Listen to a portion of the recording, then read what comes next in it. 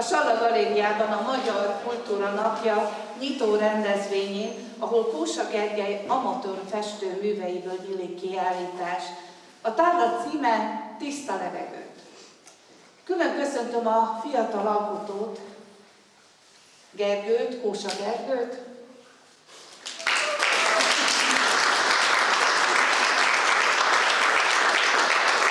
és Szöcsei Renáta pedagógust,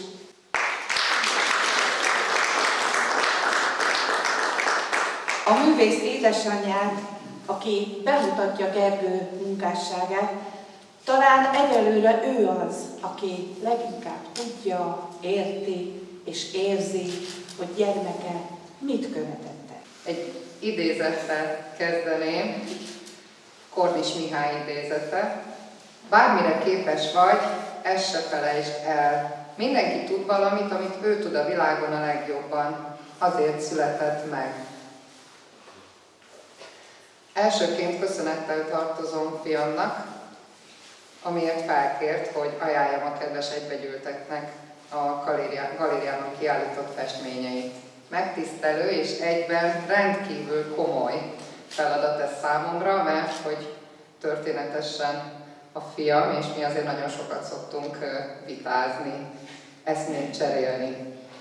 Nem kis fejtörést okozott, hogy mennyire legyenek személyesek a mondataim, hiszen nem szerettem volna senkit untatni a családi sztorikkal, illetve azt sem szerettem volna, hogy száraz tényeket sorolok fel a matematikus végzettségű, de művész lelkületű fiamról. Napokig rágódtam, aztán úgy arra jutottam, hogy saját élményeim megosztásával tudok leginkább szolid betekintést adni Gergő életébe és művészetébe. Kicsit menjünk vissza az időben, amikor is Gergő elkezdett komolyabban festeni. Nem volt ez olyan régen, még ma is emlékszem, amikor 5,5 éve munka közben felhívott telefonon, hogy hazafelé a középiskolából vehet-e temperát kicsit festegetni. Nyilván vehetett, de aztán 2 év múlva azt mondta, hogy jöhet az olajfesték. Akkor én úgy érzem, hogy ott eldöntetett, ő és a festés egymásra találtak. Gergő alapvetően mindig lendületes, sportos, könnyen lelkesedő és barátkozó fiú volt, de mellette érezhető volt az érzékeny lelkülete is. 10 évesen került az Zrínyi gimnáziumba, ahol nagyon gyorsan beilleszkedett a kisebb-nagyobb gimnazisták közé. Mint minden hasonló korú tinédzser, ő is kereste a helyét a nagyvilágban, nyitogatta a szárnyait. Útkeresése során foglalkozott zenével. Játszott zongorán, csellón és később gitáron. Imádtam az előjátszásaira menni, mert minden hangszeren belevitte a lelkét is a játékba. Közben a zene mellett sokat rajzolt, és ezért egyik karácsonyra jobb agyféltekés rajztanfolyamot kapott ajándékba. Végigcsinálta, de akkor ott annyira nem voltunk, és igazából talán ő sem elájulva az eredménytől, viszont valószínűleg később ez is közrejátszott abban, hogy a zene helyett a festésben találta meg a saját útját. Sportokban is keresgélt. Igyekezett megtalálni a hozzá közel állót, és természetesen voltak korszakai. Focival kezdett, mint minden fiú. Aztán rövid ideig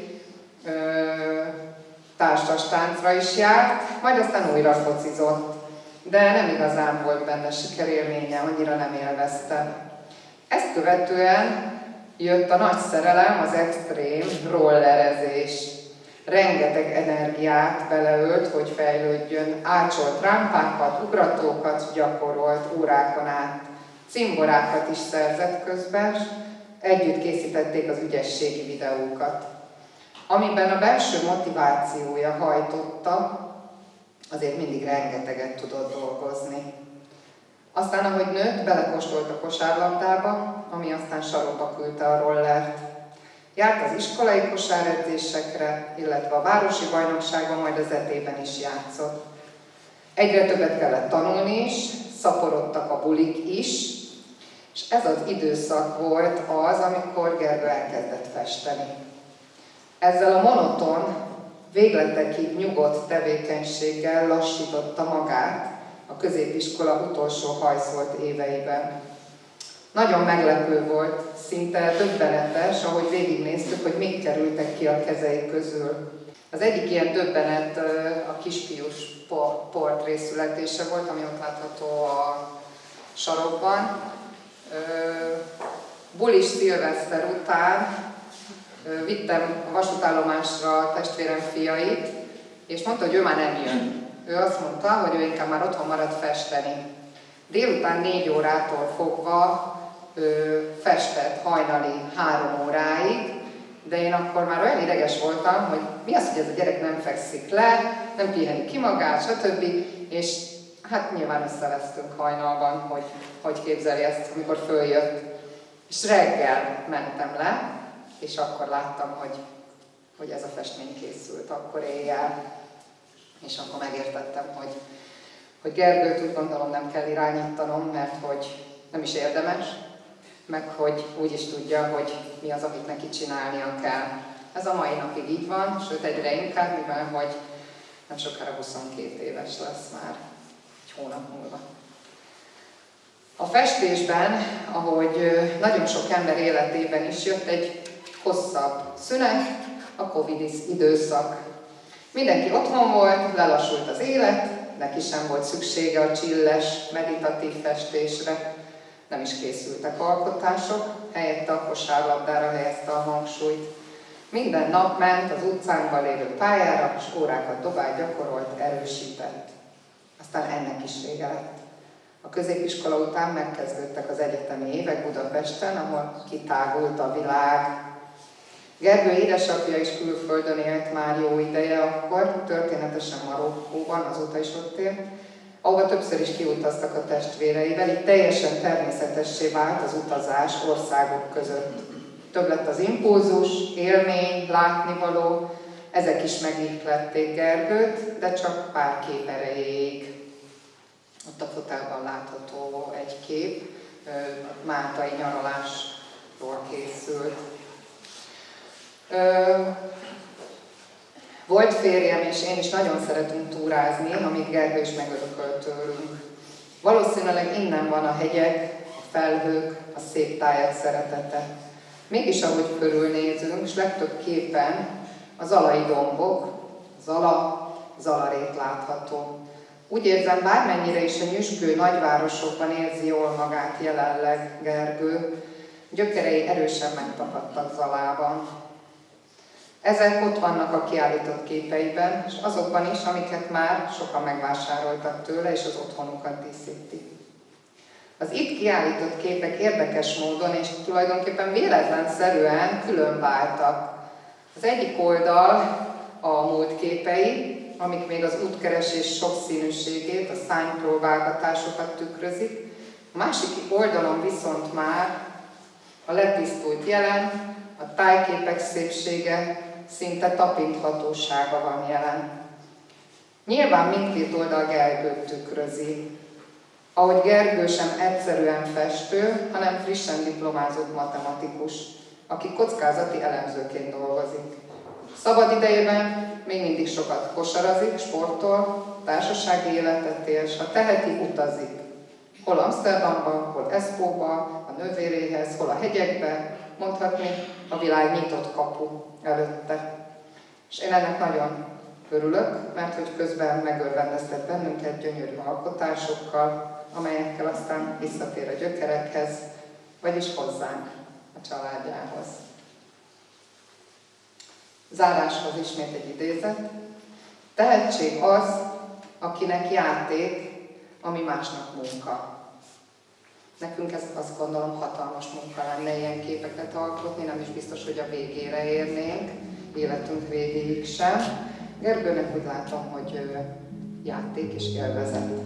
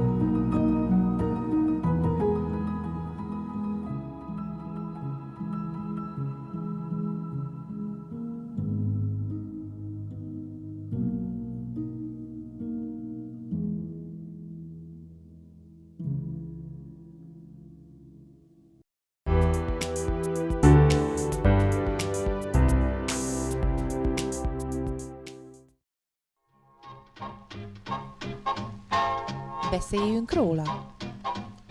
Beszéljünk róla.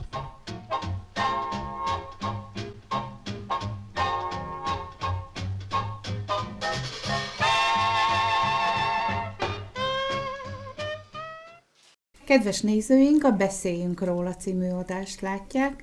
Ma egy kemény sportággal fogunk foglalkozni. A Vas vármegyei Ivánc községben működik az Őrség boxklub. A történetnek zalalövői szereplői is vannak, zalalövői sportolók, Vég Mátyás és Völgyi Richárd, és aki elkísérte őket, Lőrinc Lajos szakedző, aki alapította Iváncon az Őrség boxklubot. Szeretettel köszöntelek benneteket, és mindjárt jön egy nagyon könnyű kérdés. Miért jó boxolni? Kiknek szól ez a sportág elsősorban? Hát, köszöntöm én is a nézőket. Igazából ez egy annyira összetett kérdés, amit most én kaptam, hogy órákat lehetne beszélni, megpróbálom pár mondatba összefoglalni. Tehát az ökölvívásnak a rengeteg pszichés, illetve fizikai pozitív hatása közül néhányat megpróbálok kiemelni. Hobbi szinten elsősorban a fizikális, mentális egészség, kondíció, izomerő megőrzése, illetve egy olyan óriási önbizalmat ad a mindennapokba, amit a sporton kívül is jócskán lehet használni. Gondolok itt munkahelyre, családra, ez az egész rohanó életmód, amiben sajnos mindenki benne van. Ezt sokkal könnyebben veszi az, aki elkezdi az ökölvívást, bármilyen szinten. Versenyszint az egy teljesen más szín nyilván, tehát nekik teljesen más miatt kell ezt csinálni, de bármilyen szintől, tehát a 6 éves kortól a 90 éves korig ez bárki tudja hasznosítani a mindennapi élet folyamán. Tehát mindenki mehet boxolni, ha más nem, csak kipróbálni. Így van. Oké. Hogy alakult a klub? Hát ennek is egy elég kacifántos története van. Hivatalosan az Őrség Box Klub 2021. május 26-tól önálló klub. Tehát mindössze gyengén 4 éves, de előtte mi már különböző budapesti, zalaegerszegi, illetve nagyobb egyesületeknek voltunk a fiók szakosztálya, amivel azt nem mondom, hogy folyamatos problémák voltak, de voltak surlódások, és közvetlenül a Covid után, illetve a Covid alatt eldöntöttük, hogy próbálunk a saját lábunkra állni, még hogyha nehezebb is, és megalakítottuk a saját egyesületünket, klubunkat, ugye cégbírósági bejegyzéstől kezdve a MÖSZ tagságon át mindent végigjártunk. Hát most már lassan 4 évesek leszünk, de azt gondolom, hogy a kezdeti nehézségek ellenére megérte mindenképpen, mert ami döntést hozunk, ha jót, ha rosszat, az a mi felelősségünk, és nem kell másokhoz igazodni. Ugye egy ilyen fiók szakosztályi mandátum, ez egy kicsit ilyen mostoha gyerekes. Még annak ellenére is, hogy jóba voltunk velük, úgy is váltunk el, hogy a mai napig jóba vagyunk az anyaegyesületekkel, de a különböző nézetek miatt itt voltak kisebb-nagyobb surlódások, úgyhogy közösen úgy döntöttünk akkor 2021-ben, hogy különállunk és saját lábunkra állunk. Ettől függetlenül tartoztok valamilyen szövetséghez, a Magyar Ökölvívó Szövetséghez? Természetesen, tehát igazából... Hogy épül fel ez a rendszer? Tehát ez a rendszer úgy épül fel, hogy amennyiben Magyarországon valaki hivatalossá szeretné ezt tenni, akkor a MÖSZ, rövidítve Magyar Ökölvívó Szakszövetséghez kell bejelentkeznie. Ugye természetesen miután megvolt a cégbírósági bejegyzés, az első az egyesületnek, és akkor egy MÖSZ tagsági keltét kapunk, nekünk ez, mint említettem, 2021. május 26-a, és akkor innentől kezdve a MÖSZ, tehát a Magyar Ökölvívó Szakszövetség ezt az egyesületet felveszi a tagjainak a sorába. Ha jól emlékszem, akkor mi a 122. klub voltunk, most már bőven 140 körül tartanak. Kapunk egy éves versenynaptárt, folyamatosan kapcsolatban vagyunk velük, ugye, és rendezvényeikre meghívnak. Ha mi rendezünk, mi is meghívjuk őket rendezvényeinkre. Tehát gyakorlatilag a felügyeleti szervünk, a szakmai felügyeleti szervünk az a MÖSZ, a Magyar Ökölvívó Szakszövetség. Hányan működnek a klubban? Tehát hány szakedző van, hány sportolótok van? Hát ez sem egy egyszerű kérdés. Igazából per pillanat 3 helyen tartunk edzést. Ugye nekünk akármilyen furcsa, a legkisebb település a 3 közül Ivánc központunk. Azon egyszerű jobból kifolyólag, hogy mind én, mind pedig az alelnököm, aki a segítőm és a jobbkezem, szintén ivánci lakosok vagyunk. Tehát nekünk ez volt kézenfekvő, hogy ott közel legyen a terem, illetve a központ. Azon kívül vagyunk Szentgotthárdon, de ott csak személyi edzéssel, illetve Ajkán működik tőlünk egy egy kihelyezett részleg. Szakedzői minősítése nekem, illetve az ajkai vezetőnek van. Hogy hányan vagyunk összesen Gotthárdon, Ajkán, Iváncon, ez nagyon jó kérdés, nagyjából szerintem egy olyan 40-50 ember lehet. Ugye ennek a kétharmad részét a két város, tehát Szentgotthárd, illetve Ajka teszi ki, de Iváncon is legalább 18-20 vagyunk vegyesen, tehát a 6 évestől egészen most szembesülök vele, hogy gyakorlatilag én vagyok akkor elnök, egészen az 56 éves korig. Hobbisták, vegyesen versenyzők vagyunk. Hogy hány versenyzőnk van, most per pillanat olyan 7-8 aktív versenyzők van, de ezek száma folyamatosan változik, és hát a jelenlevő két úriemberben is komoly potenciált látunk, nem csak mi, az egyesület vezetői, hanem nálunk sokkal komolyabb szakemberek is, úgyhogy nem véletlenül vannak most itt. Hát ha a box sportot választottad régen, ugye megalakítottad az egyesületet, miért pont a box nálad? Hogyan indult ez? Hogyan indult? Hát ez 47 évvel ezelőtt indult, 8 éves koromban. Egy hiperaktív gyerek voltam, akit senki nem tudott fegyelmezni, egy irtózatosan rossz, folyamatosan futkoztam, nem lehetett. Egyszerűen, mint akiben dudaszerelem van, és akkor azt hitte édesanyám meg édesapja, hogy majd éjjel alszok, de akkor sem. Tehát egy órát aludtam, és ugyanúgy folytattam tovább, mint hogyha 8 órát aludtam volna, és 8 éves koromban ezt valahogy úgy megelégelték, és édesapám ismert, akkor ott én Szentgotthárdi illetőségű vagyok, ismert ott egy edzőtermet, és annak ismerte a vezetőjét, levitt, és azt mondta, hogy itt valamit csináljátok velem, mert egyszerűen este 10 órakor se bírni vele, fárasztátok le fizikálisan, mentálisan, teljesen mindegy, hogy mit, csak tanuljon fegyelmet, meg legyen fáradt teste. Most le is mentem, ott hétvégenként voltak általában edzések, nincs már meg az a terem Gotthárdon. Első héten annak és rendje és módja szerint jól elagyabugyáltak, úgyhogy én úgy döntöttem, hogy többet ide nem biztos, hogy nekem tartoznom kell. De hát azért kiderült, tehát elmondták édesapámnak, ő pedig ott szó szerint a fülemnél fogva rángatott vissza, ő még egy régi módi férfi ember, azt mondta, hogy ha elkezdted, akkor csináld végig, és ne hozzá szégyent rám. Mert utána már azért ott ragadtam. Itt mondom, nem voltam még 9 éves, tehát 8 éves év, hogy elmúltam, és olyan szinten ott ragadtam, hogy 10 éves koromban már én könyörögtem édesapámnak, hogy vigyen el Szombathelyre haladásba, hogy akkor még a birkózás volt. Birkózás volt. Ott elkezdtem versenyszerűen 10 évesen, csináltam nagyjából 14 éves koromig. Egész jól ment, serdülő magyar bajnok voltam, magyar bajnoki második voltam. Ugye utána jött be ez a karate őrület, próbálom rövidre fogni, mert elég hosszú lenne. Azt is csináltam jó pár évig. Tehát belekóstoltál mindent. Így van, de mindig ez a küzdősport vonal, tehát valahogy mindig ez a harc vonala ment. Nem tudom, hogy honnan jött egyébként, mert senki nem volt a felmenőim közül ilyen harcos alkat. Utána ugye akkor még volt 5 sorkatonaság, 1990-ben vittek katonának, ott volt egy komoly csípősérülésem, majdnem ütteni is kellett.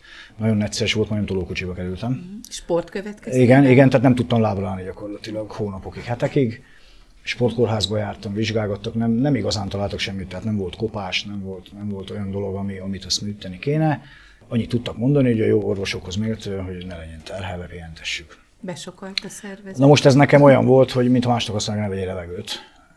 Tehát nekem ez egy nagyon... Plusz be is vittek katonának, ott 1-2 hónapig nem nagyon találtam a helyem, és ismét szerencsém volt, egyik katonatársam szintén egy ilyen küzdősport őrült volt, és ő valahogy pár hónap pihenés után, akkor már jobban volt a csípőm, rábeszélt, hogy mozogjak vele, ő a Muay Thai, tehát a Thai box jeles képviselője volt.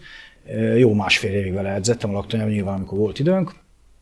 Leszereltem, hazamentem, és próbáltam keresni egy egyesületet, ahol ezt valamilyen szinten tudom folytatni. Most egy kisvárosban, Gotthárdon nem sok lehetőségem volt, de pont találtam egy zalai illetőségű úriember tartott akkor edzést, pont Muay Thai-t, és elkezdtem vele edzeni.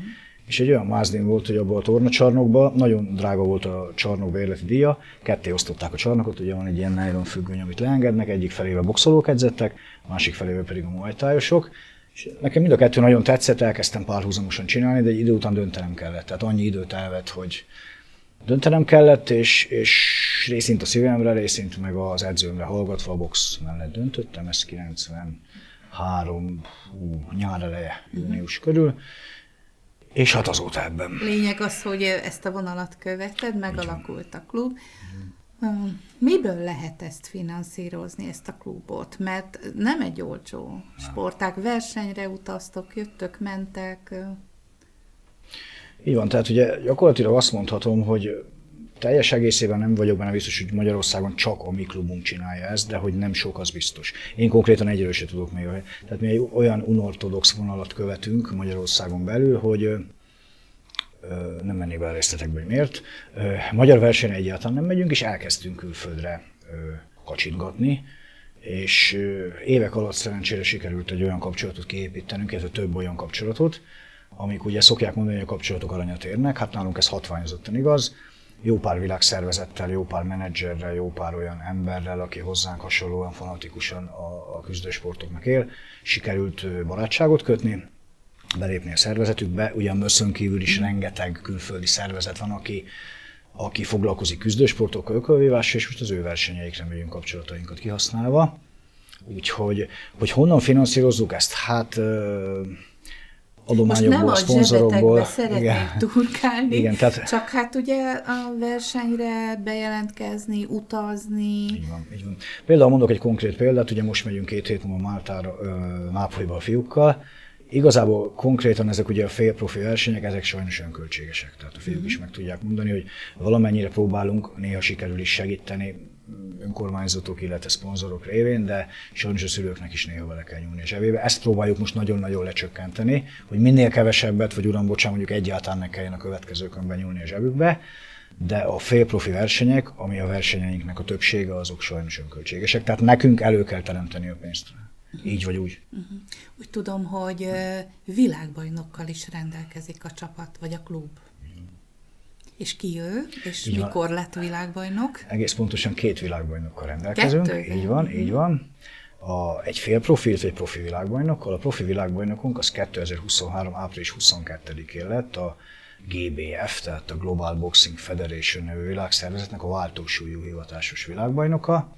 A másik pedig Országi Sára, ő pedig tavaly november 4-én lett Rómában félprofi világbajnok az XFC, ez egy Extreme Fight Federation nevű olasz szervezetnek a világbajnoki címe volt.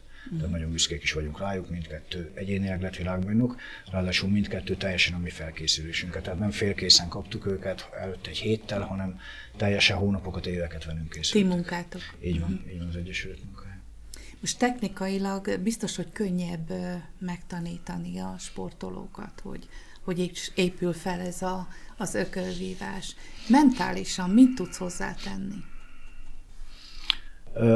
Mint minden, ugye ez is fejben dől el. És most nem csak a sportra gondolok, hanem a világon bármire, minden fejben dől el. Tehát azt, hogy egy adott ökölvívó bármennyi edzéssel mennyit képes elérni fizikálisan, azt mindig a psziché határozza meg.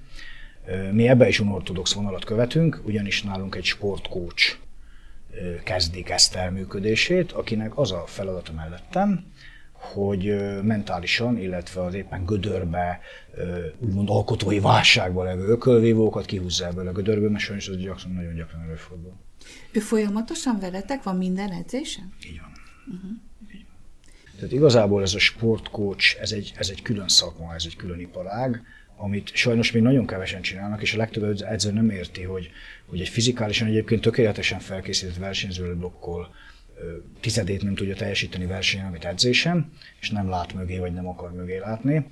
Nem nézi meg a versenyzőnek a hátterét, nem nézi meg az iskolai, anyagi, szülői hátterét, kapcsolatait, barátnőjét. Ezek mind fontosak ahhoz, hogy az edzőnek a fizikális felépítménye ez működjön. És úgy gondolom, hogy ez nálunk nagyon jól működik, vagy működni fog. Igazából mi is most kezdtük el ezt pár hónapja, de működni fog. És akkor itt van a 2 zalalövői ifjú titán, Völgyi Ricsi és Vég Matyi. Fiúk, nektek mit jelent a box? Mikor kezdtétek? Ricsi, téged kérdezlek először. Hát én pár hónapja kezdtem, de nagyon megszerettem. Az első edzés az elég húzós volt. Húzós volt? Igen. Kaptál egy-két pofont, úgymond Hát nem is az első idézőjelben. edzésen, ugye a fizikai teljesítményt nézte a Lajos, és ott néztem én olyat, hogy hú, hát azért mégse az, amire én gondoltam. Mi volt a különbség? Azt hitted, hogy egy kicsikét finomabb lesz? Vagy, Finomságra nem számítottam, őszintén. hát egy boxnál igen, ez de lehet, hogy rossz kérdés volt tőlem. Mikor volt az a pillanat, amikor eldöntötted, hogy te szeretnéd komolyabban csinálni? Az első edzés után. Mindjárt az Igen. első edzés után. Matyi? Hát igazából ez már régebbi sztori. Én már voltam itt pár éve, 2-3 éve. Csak aztán kisebb is voltam, nem is annyira tetszett meg legelőször. Aztán akkor volt talán egy év kihagyás, akkor újra elkezdtem. Utána, hát fél évet edzhettem, talán 3-4 hónapot, aztán kimentünk Angliába. Ott volt egy mérkőzésem, egy nagyon jó gálán voltunk. Ez Birminghamben volt, ugye? Igen, Igen? börtönben volt. Aztán utána még egy kicsit itt voltam Iváncon. Aztán ott megint volt egy kisebb szünet, nyáron nem volt box. Aztán most ősszel tértem vissza újra.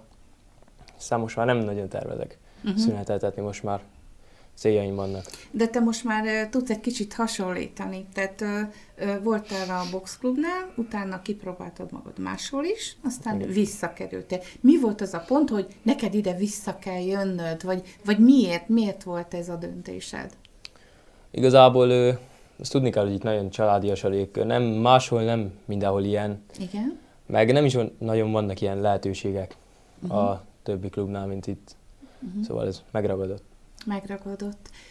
Tervezitek-e azt, hogy a későbbiekben, mert ugye most középiskolások vagytok, hogy a későbbiekben esetleg főiskola, egyetem vagy munkahely mellett is folytatjátok a boxot, Ricsi? Én mindenképp szeretném folytatni, igen. De konkrétan én elterveztem magam el egy célt, amit szeretnék bejárni, úgyhogy Elmondod ezt a célt? Elmondható? Hogy mit szeretnél bejárni? Hogy honnan, hova szeretnél eljutni?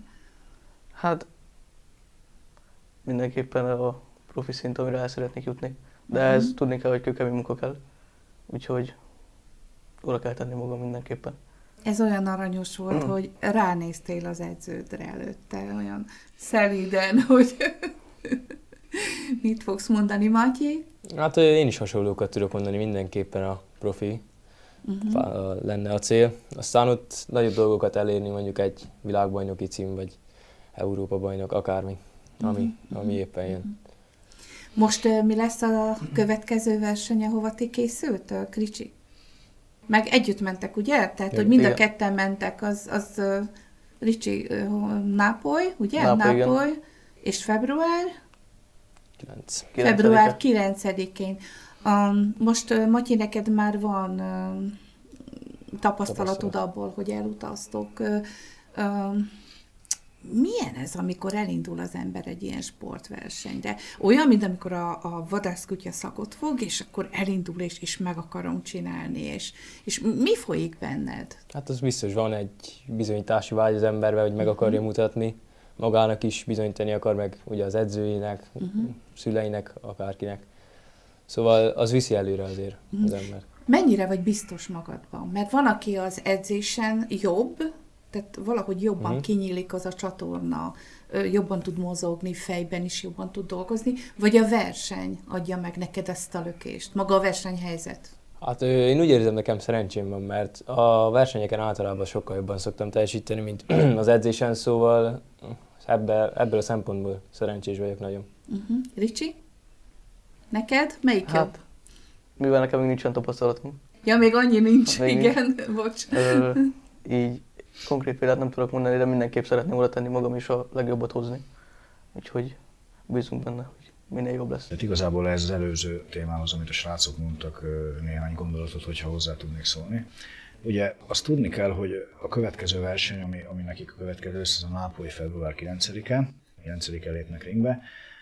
Ez ugye még félprofi verseny. Most, hogy nagyjából a szabályokat röviden elmagyarázom. Ugye félprofival használhatnak fejvédőt, illetve jóval gyengébbek, azt nem mondom, hogy gyengébbek a szabályok, mint mondjuk egy profi ellen, ami azt jelenti, hogy gyakorlatilag úgynevezett light box kategóriába indulnak, ahol a pontozásos sporták, tehát itt még nem sarabolják, nem ütik ki egymást, úgymond nem az nagyon kemény, de attól még az ütéseket megkapják, tehát attól még ugyanúgy készülni kell, ugyanúgy megsérülhetsz. És ugye a profi box, ami majd következőnek jön nekik, x idő múlva, ott ugye fejvédő nélkül és nagyon kicsi kesztyű. Ezt el lehet képzelni, hogy egy 8-10 uncia, egy 8-as kesztyű az akkora, mint egy téli kesztyű. És fejvédő nélkül. És ugye azért keményebb volt a szabályrendszer, mert van 3 olyan módosítás a félprofihoz képest, elmondom nagyjából mik ezek. Tehát igazából félprofiban, hogyha kétszer leütnek valakit. Ugye a leütés az azt jelenti, hogy 8 másodpercen belüli harcképtelenség. Tehát földre kerül a boxoló, de 8 másodpercen belül képes folytatni a küzdelmet, ezért levonnak neki 1 pontot, de attól még megvan a nyerési esélye. Ugye a kiütés az meg értelemszerűen 8 másodpercen túli harcképtelenség, ott vége a meccsnek. Profiban ez úgy néz ki, hogy 177-szer leüthetnek, ha te 178-at is azt mondod, mondjuk derékig véres, hogy folytatod, akkor mehet. Tehát nem állítja meg. Nem. Félprofiban ez nincs. Félprofiban a harmadik alkalommal eléptetnek. Tehát kétszer felállsz, a harmadikra meg se várják, hogy felállj, azonnal leintik a meccset. Technikai KO-val győzött az ellenfél. De gondolom van egy olyan pillanat, amikor az edző mondja a sportolójának, hogy befejezted, mert te látod rajta, vagy az edző látja rajta, hogy ebből nem fog már jól kijönni. Van ilyen? Hát én ezt nagyon nem szeretem. Én a versenyzésünknek az első 3 évében nem is vittem föl törőközőt a sarokba. Ugye az, hogy az edző feladja a mérkőzést, azt csak a törőközőbe tehetem meg, tehát bedobom a törőközőt. Tehát nem dobhatok be egy csizmát, vagy kesztyűt, vagy fejvédőt, mert nem foglalkoznak vele. Bedobom a törőközőt, abban a pillanatban a mérkőzésnek vége, függetlenül attól, hogy mondjuk a boxoló máshogy gondolta. Nagyon nehéz ez, mert az egy dolog, hogy itt kikapott a versenyzőt, de ezzel akaratlanul azt sugallott, hogy te nem bíztál abba, hogy ő győzött, és ő lehet, hogy máshogy érzi. Ő lehet, hogy úgy érzi, hogy bár most bekaptam néhány ütést, de hagyni kellett volna ezt, mert én még onnan visszajövök abból a gödörből, vagy majd a következő menetbe fordítok. Nagyon sok esetben mondta ezt a versenyző, de ugye a felelősség a miénk. Tehát nekem Voltál már ilyen helyzetben? Olyan, sokszor. Nekem a felelősséget, tehát a nyilatkozatot alá kell írnom minden meccs előtt. Tehát elém tolnak egy stóc papírt, külföldön angol nyelven, és nekem kell aláírnom, hogy szó szerint úgy szól, hogy tudomásul veszem, hogy a versenyző itt meghalhat, maradandó sérülését okozhat, és hogyha ez megtörténik, akkor én ezért nem fogom a rendezőszervet okolni, hanem én vállalom a felelősséget. Ha én ezt nem írom alá, mint egy műtét előtt, akkor nincs műtét, nincs box. Tehát nem engedik föl. Tehát ezt alá kell írnom. Kiskorú esetében meg ez duplán, ugye mindkét srác még kiskorú, ez duplán, tehát nem a szülő írja alá, nem a törvényes képviselő, hanem az edző, aki ugye én vagyok. Tehát itt ez egy nagyon komoly felelősség. Az sem jó, hogy ha előbb hozom le a ringből, ha később, az meg adott esetben tragédia, tehát itt nagyon egy borotva élen táncolunk. Nekünk pont azt az utolsó pillanatot kell elkapni a törőközővel, vagy a meccs feladásával, amikor még az van, hogy nincsen maradandó sérülése, de tényleg a végsőkig elhúztad, és azt tudod neki mondani, hogy figyelj, nem volt esélye. Tehát az, hogy most az utolsó következő hetet a kórházba töltsük, koponyacértékkel, annak esélye nincs. Hát igen, mert az adrenalin még működik, és úgy érzi, hogy biztos tovább tud menni, de te már látod, hogy nem. Tehát ebből nem lesz tovább. Előzetesen beszélgettünk mi. Egy gyors kérdés, tényleg gyors válasz. Csak azt, hogy a nézők is lássák és érezzék. Honnan, hová juttatott téged ez a sportág? Röviden? Az lesz egy óra. Most először, kedves nézőink, röviden fog Lajos beszélni erről, és lesz majd egy felnőtt mesék tabuk nélkül, ahol boncolgatjuk ezt a kérdést, hogy egy sporttal honnan, hová juthat egy ember. Igen, hát akkor megpróbálom röviden összefoglalni. Igazából voltak nagyon komoly mélypontjaim az életemben. Röviden annyi, hogy 18 és 20 éves korom között gyakorlatilag hajléktalan voltam. Az utcán éltem, illetve barátoknál, és onnan jutottam el oda, hogy ma már azért van egy saját klubom, ma már külföldre járunk. Gyakorlatilag a fiataloknak megtehetem azt, hogy kinyílik a világ előttük, világot látnak. És ami a legszebb ebben az egészben az, hogy például most, ha konkrétan levetítjük, vegyük a két fiatal embert, mert hát mégiscsak Zalalövőn vagyunk, és ők a lényeg. A két fiatal embernek tudunk egy olyan perspektívát nyújtani, ami a Matyi esetében, meg mivel ugye ő kicsit előbb kezdte, most már konkrét számokban is megvan, tehát neki például meg tudtam azt mondani, hogy figyelj Matyi, ezt az évet véghúzott félprofiba, nyilván nagyon kemény év lesz, és 2026-tól már nem viszi a pénzt ez a dolog, hanem húzza a pénzt, már el tudsz Hát menni. kereshet is vele. Így van, így van. Ricsinél nyilván ugyanez lesz az út, ott még nem tudok konkrétumokat mondani, mert egy kicsit ugye hátrébb van, olyanokból kifolyólag, hogy később kezdte, de nyilván nála is ez a perspektíva mindenképp, hogy ezt az utat járjuk végig. Említette is mindkét fiatalember, én ugyanígy látom. Úgyhogy nagyon remélem, hogy végig fogjuk járni ezt az utat, és két-három év múlva ugyanitt fogunk ülni, és akkor már mondjuk ezen az asztalon nem csak ásványvíz lesz, hanem mondjuk 2 világbajnoki év, vagy Európa bajnoki év. Erre egyébként már idén is lesz esélyük félprofiban. Na ez lett volna a következő kérdésem, hogy a 2 előttetek levő bajnokságról meséljél. Ez a nápolyi versenyben most megyünk, ez egy válogató verseny, ahol 5 ország nagyjából 60-80 körvívója indul, de nem is ez a lényeg, hogy most itt hány ország van, hanem az a lényeg, hogy itt a súly és korcsoportjában, aki az első 2-be végez, tehát döntős lesz. Az automatikusan kvalifikálta magát ennek a világszervezetnek az októberi világbajnokságára Rómába, és ugye addig még jó pár hónap van, tehát jócskán fel tudunk készülni, tehát ergo a 2 srác közül, amelyik az első 2-be végez, az automatikusan megy, nem kell külön kvalifikálni, nem kell szabadkártya, az automatikusan készülhet az XFC világbajnokságra, de előtte még áprilisban vagy Máltán, vagy Rómában lesz egy Európa-bajnokság, ahol szintén komoly öveket osztanak, illetve komoly titulusokat. Hát most hadd ne mondjam, hogy azért mekkora dolog lenne, hogy néhány hónap vagy néhány év edzés után szinte semmiből. Ugye ez egy nagyon lutri is, mert lehet, hogy 2-3-an, 4-en lesznek egy súlycsoportban, és akkor 2 győzelemmel megnyerheti. Lehet, hogy 20 lesznek, akkor ugyanez 10 győzelem. Nem tudom, hogy most éppen kik indulnak, ugye orosz sportolókat nem engednek indulni. Ukránoknál szintén csak 18 év alatti, mert ugye besoroznak mindenkit, tehát tudjuk sajnálatos háború miatt. De nagyon-nagyon sok olyan nemzet, a kubaiak, ázsiaiak, kazakok, tehát egyszerűen nem tudom. Tényleg néha 33 év box után megkérdezem, hogy ezek mit esznek, vagy mit, tehát egyszerűen falon átmennek. Azt még meg szeretném kérdezni pár mondatban, hogy említetted, hogy Magyarországon nem versenyeztek, csak külföldre viszed a sportolókat. Miért? Igen.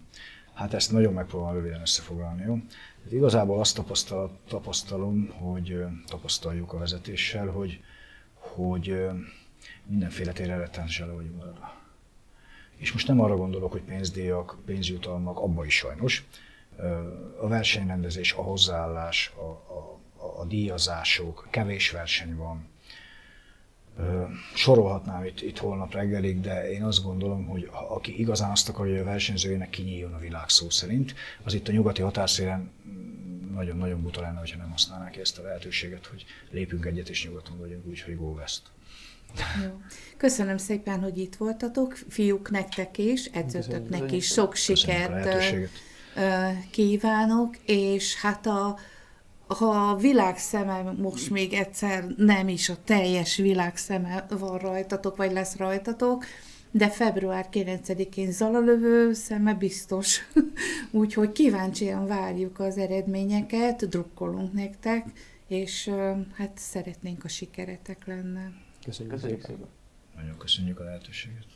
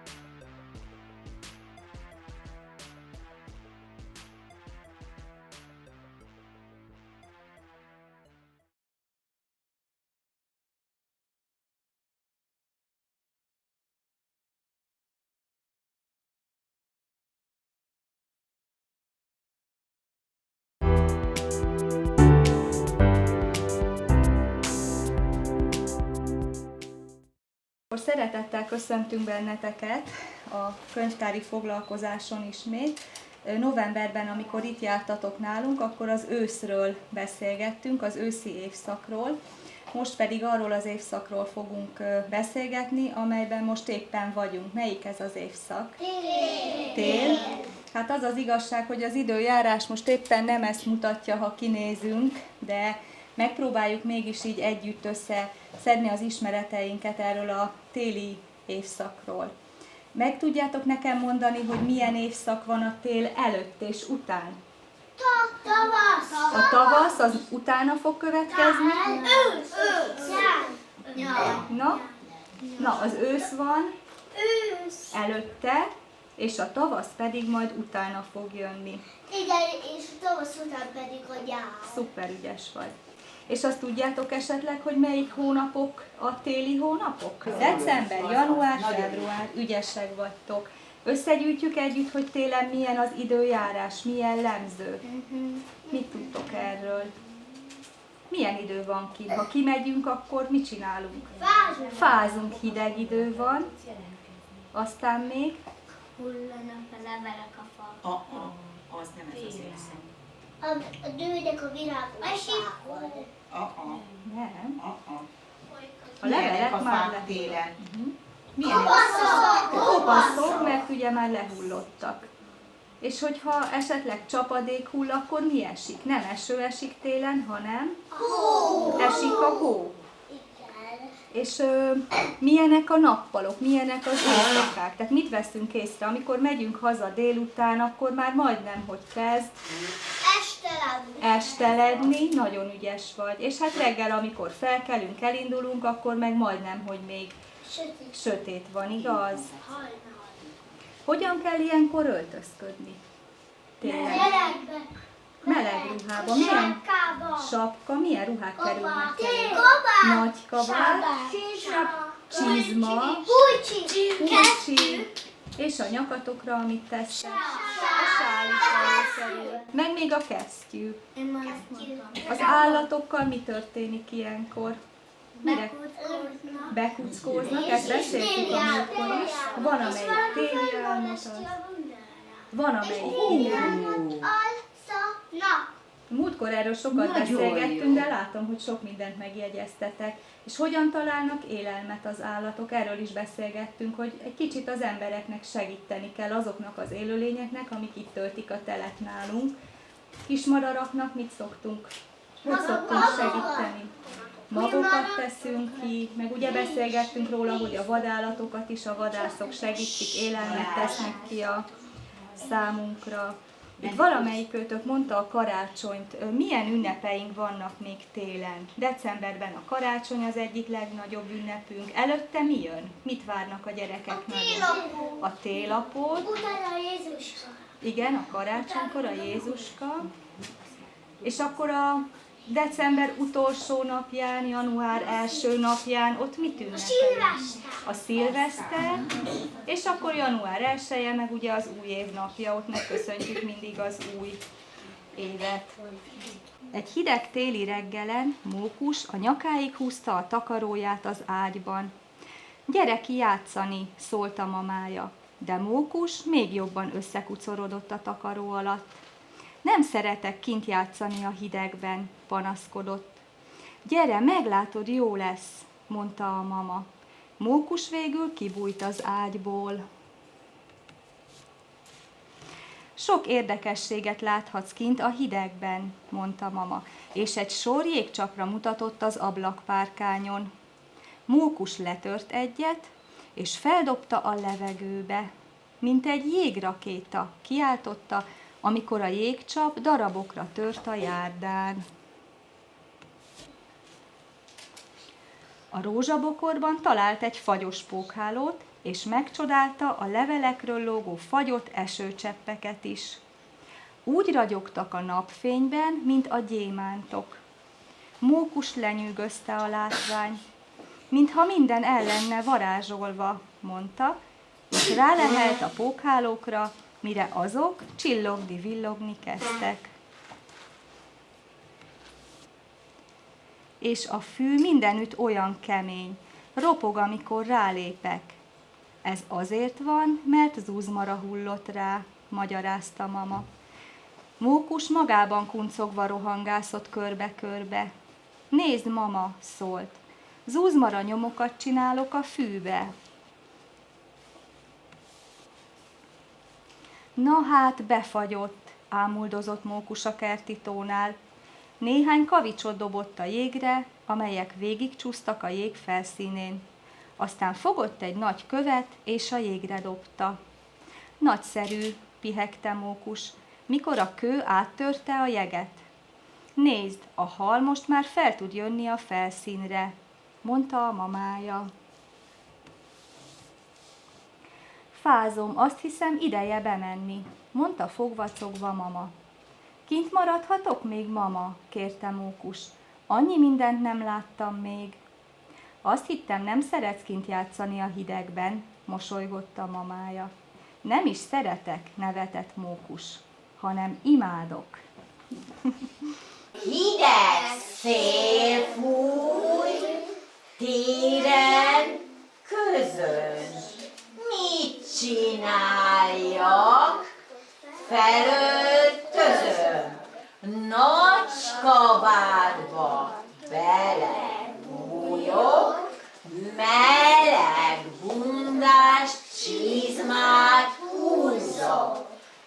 Fejemen jó kötött sapka, vidáman billeg a bojtja, nyakamon egy csíkos sál, téli szélben táncot jár.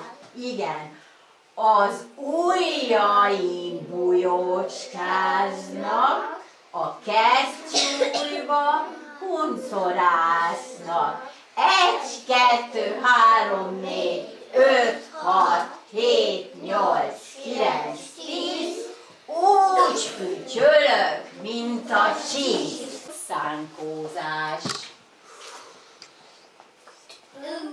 Hú, igen.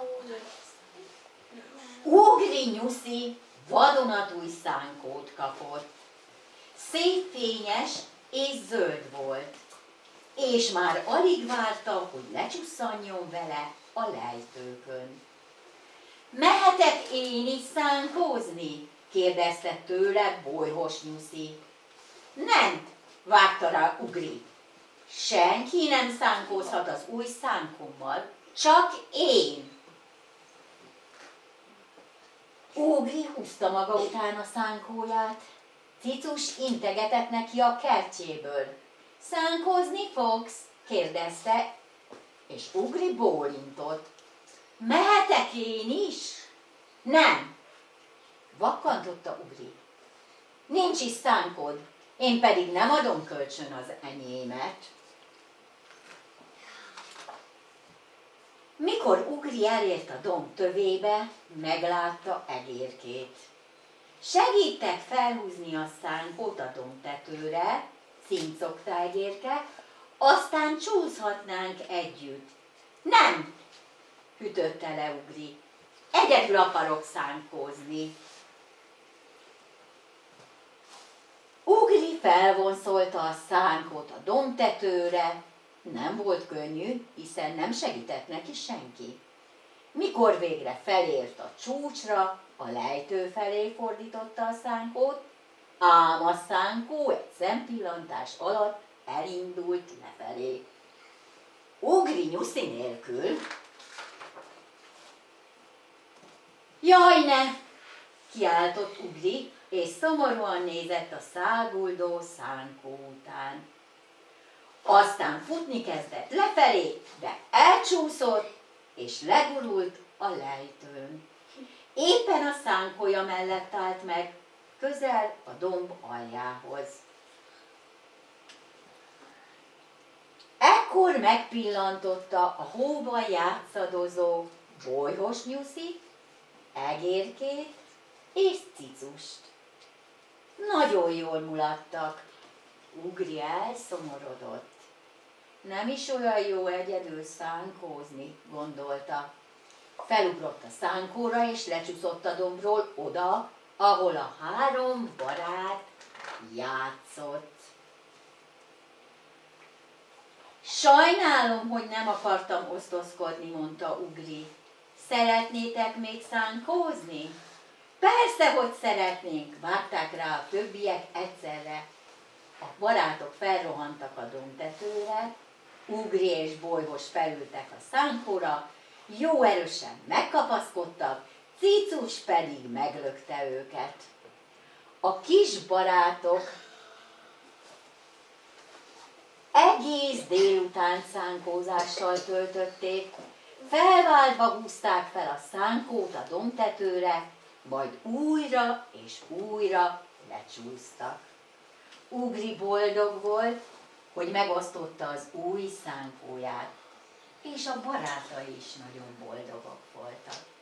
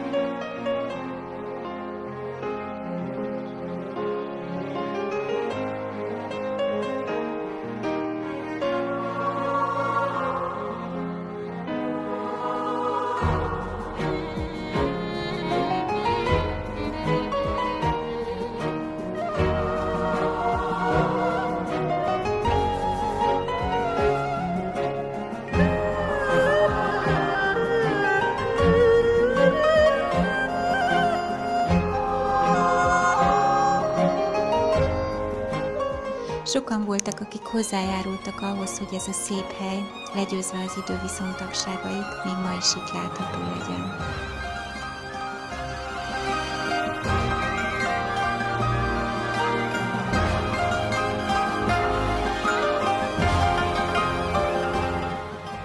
A Borosánvölgyi forrás már az 1930-as évek óta fontos közösségformáló helyszínnek számított. Akkoriban az itt táborozott cserkészek nyárbúcsúztató zenés és színi műsorai vonzották ide az embereket. Majd a helyi katolikus asszonyok és lányok szövetsége és agrárifjúsági legényegyesület tagjainak a kedvelt találka helyévé vált. 1945-ben a két mozgalomban résztvevő fiatalok elhatározták, hogy Horváth József és Sőnyi János vezetésével ezen a helyen létesítenek egy szakrális emlékhelyet, hálából, hogy épségben hazatértek, és társaik emlékére, akik életüket vesztették a háborúban. A kezdeményezést felkarolta az akkori káplán Kapui Károly, és megépült a Szent Kút. Jóvízű forrása körül a II. Világháború után kiépítettek egy szakrális emlékhelyet. A kőoltár kupolájában Krisztus szobrot, mellette egy szoborfülkében fehérre és kékre festett Szűz Mária szobrot helyeztek el. Az oltár alsó felében egy áttört szívből csordogál a forrás, a Szent Kút vize. Szent Kutat körülvevő 14 stáció csak később, 1947-ben készült el közpénzből. Az emlékművek Barabás Lajos könyvesmester udvarában készültek, a domborműveket pedig Budapestről hozták.